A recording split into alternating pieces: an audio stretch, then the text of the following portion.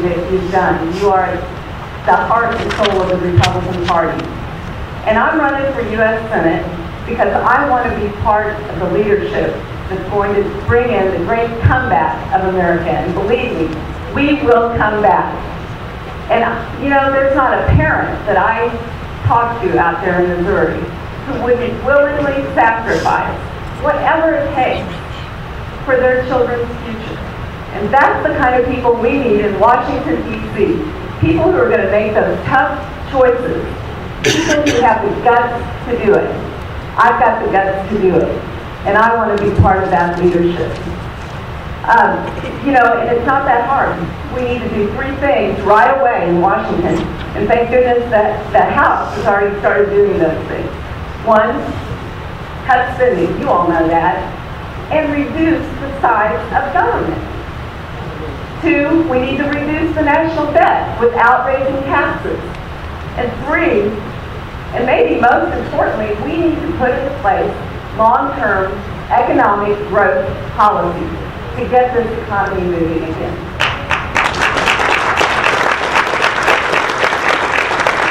And you know, I want to just say this about our own economy here in Missouri, where we've been suffering with 9% unemployment, and we see jobs leaving, and we're not only competing with China now, we're competing with 22 other states in the country that have right-to-work laws.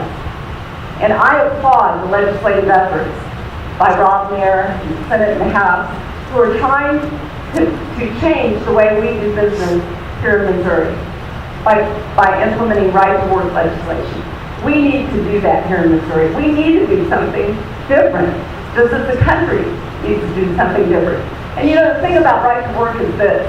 Interesting, you know, I'm an economist, and there have been studies that have been shown that personal income growth in those states that have right-to-work has grown 28% over a period of time versus the same period of time only 14% in states like Missouri that don't have it. So it's good for the state, it's good for employers, because why should an employer be given the chance to make the choice for himself whether they want to join a union or not join a union? Why should anyone be forced to join an organization that they don't want to join and doesn't represent them? We need to do that here in Missouri.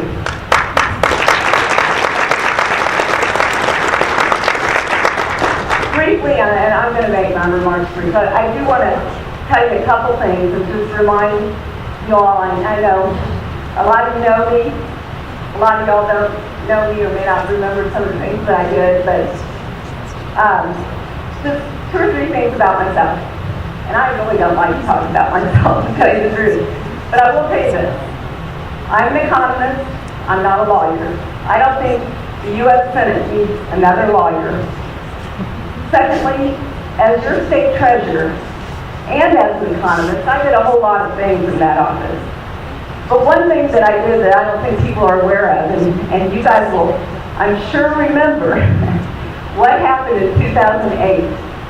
Right there in the midst of the presidential election that year, we had a financial meltdown, which is what we've been dealing with now for the last 2 years.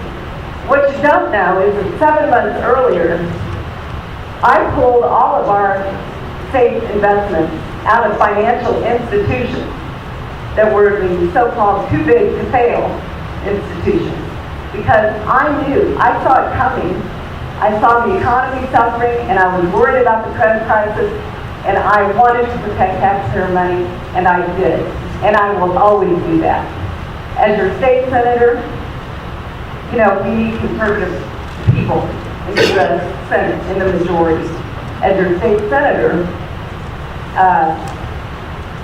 if you will remember back when there was a movement to use taxpayer money for a baseball stadium, not too many people liked that, and I didn't think it was right for the big powerful interests to use your tax dollars for a $600 million stadium in St. Louis, and I led the filibuster and the fight against that. I only tell you that because I have the guts to stand strong for what we believe in, and I'm not afraid to do it.